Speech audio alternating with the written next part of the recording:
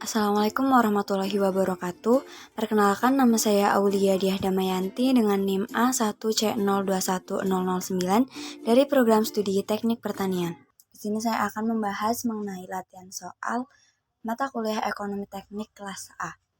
Yang pertama, seorang pengusaha ingin melakukan investasi dengan dua alternatif yang harus dipilih, yaitu mendirikan pabrik kelapa sawit atau mendirikan pabrik pupuk.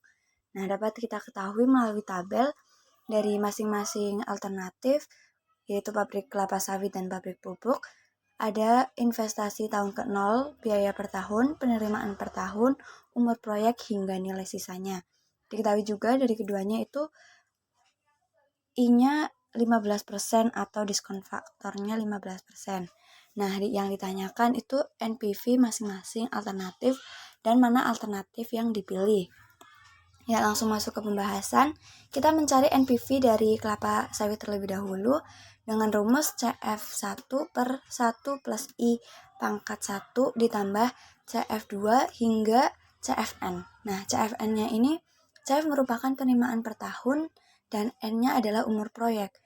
Nah, dari tabel kita ketahui bahwa kelapa sawit nilai N-nya adalah 5 tahun, maka CF-nya sampai 5 tahun dan dikurangi LO. LO di sini merupakan investasi. Tinggal kita masukkan angkanya, yaitu penerimaan per tahun dari kelapa sawit 18 juta hingga ke N, dan pernya per I itu 15%, jadi 0,15 ya, dikurangi LO-nya 40 juta. Nah, dari perhitungannya dapat diketahui 60.338.800 rupiah dikurangi 40 juta. Dan nilai akhir dari NPV dari kelapa sawit adalah 20.328.800. Nah, sekarang kita tinggal menghitung dari NPV pabrik pupuk. Sama halnya dengan NPV kelapa sawit, rumusnya CF1 hingga CFN. Nah, N di sini di tabel adalah 7 tahun. Maka kita masukkan sampai ke CF7 per sama ya 1 plus I pangkat 1 hingga pangkat ke N. Nah, dikurangi LO atau investasi. Tinggal masukin aja angkanya sama kayak KS yang tadi.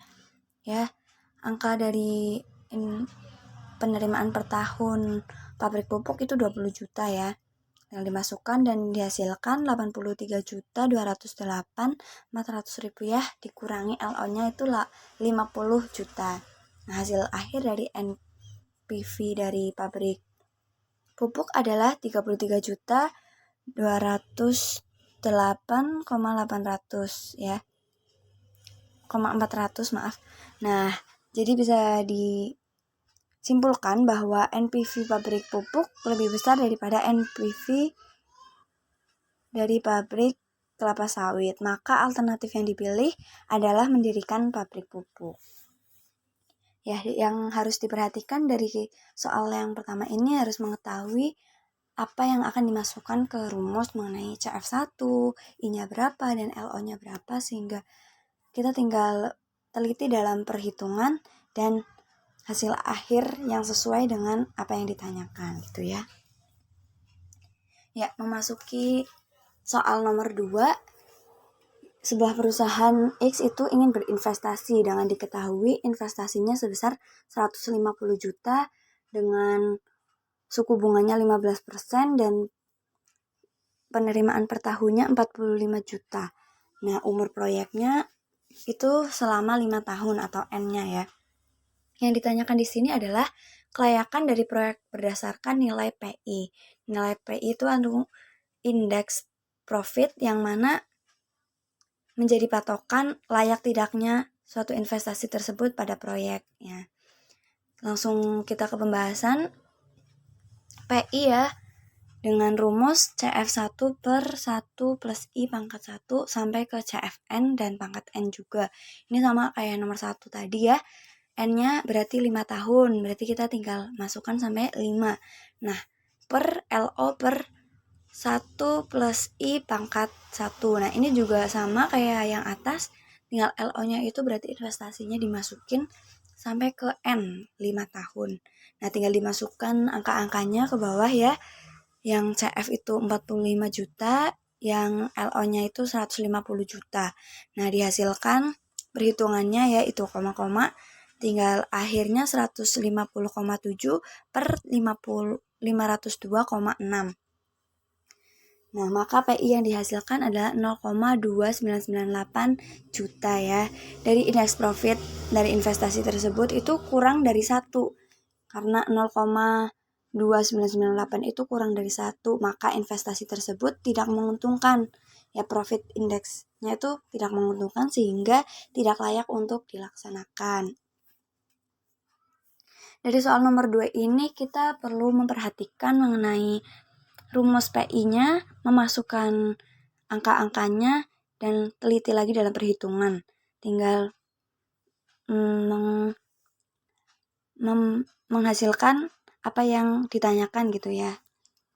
Lanjut ke nomor 3, kita ada arus kas sesuai tabel itu CB dengan tahun ke-0 sampai tahun ke-8 dengan rupiah yang tinggi ya sampai 7 juta. Kemudian diketahui I-nya atau suku bunganya 15% dan ditanyakan besarnya nilai IRR dan layaknya proyek.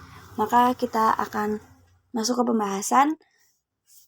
Kita dapat melalui tabel ya dari tahun ke-0 sampai 8 dan NPV dari C dan B dan B min C dalam juta. Ini maksudnya 5.000 itu 5 juta, terus 3 juta dan ke bawah.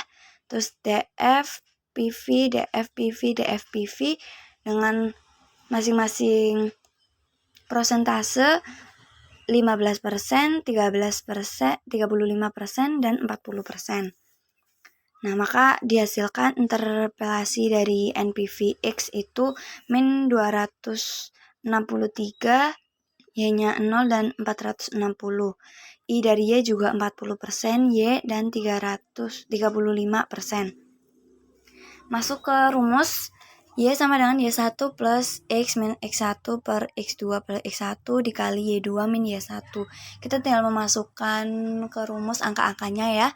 40% ditambah 0,0 ditambah 263 dikurangi 460 ditambah 263 dikali dengan Y1 Y2-nya itu 35% dan 40%. Maka dihasilkan Y-nya itu 38,3%.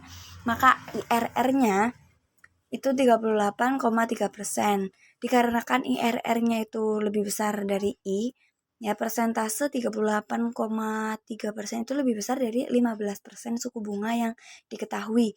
Maka tingkat pengembalian modal lebih besar nilainya dibandingkan dengan suku bunga. Maka proyek ini layak dilaksanakan. Nah, dari sini soal ini mungkin kita harus perhatikan yang diketahui dan dalam menghitung tabelnya itu juga perlu ketelitian ya. Hingga memasuki rumus Y dan IRR diketahui hingga hasil akhir membandingkan antara IRR dengan suku bunganya. Tinggal hasil akhirnya proyek layak atau tidak dilaksanakan sesuai dengan nilai IRR dengan perbandingan nilai suku bunga. Mungkin itu ya dari soal nomor 3. Kita lanjut ke soal nomor 4.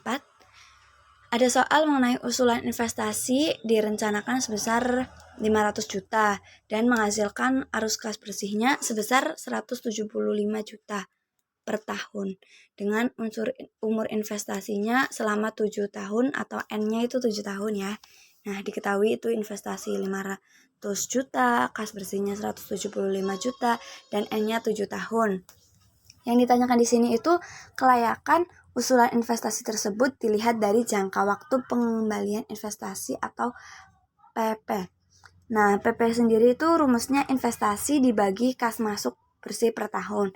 Ini rumusnya begitu karena diketahuinya itu kas bersihnya sudah 1 per tahunnya itu 1 dan tidak berbeda gitu. Jadi sama ya kas bersihnya selama 7 tahun itu sama sebesar 175 juta. Jadi kita langsung memasukkan ke rumus yang simpel ini. Maka dapat diketahui hasil akhirnya 2,85 tahun. Jadi nilai PP-nya itu lebih kecil dari nilai tahunnya. Jadi 2,85 lebih kecil dari 7 ya. Jadi dapat disimpulkan bahwa usulan proyek tersebut layak untuk dilaksanakan ya karena jangka waktu yang diperlukan dalam mengembalikan nilai investasi itu lebih kecil daripada umur investasi. Dengan begitu maka kita mendapatkan keuntungan gitu. Dari soal ini mungkin yang harus diperhatikan adalah apabila dari soal yang diketahui kas bersih per tahunnya itu sama, maka kita menggunakan rumus yang ini. Apabila yang diketahui berbeda, maka rumusnya akan berbeda lagi dengan jumlah kas bersih per tahunnya itu yang berbeda gitu ya per tahunnya. Nah, usulan proyek itu dapat diketahui layak tidaknya sesuai dengan lebih kecil dari nilai N atau lebih besar gitu. Kalau lebih kecil, PP-nya lebih kecil dari nilai N, maka itu layak. Kalau lebih besar, maka tidak layak. Sekian yang dapat saya sampaikan, kurang lebihnya mohon maaf. Wabillahi taufiq wal hidayah. Wassalamualaikum warahmatullahi wabarakatuh.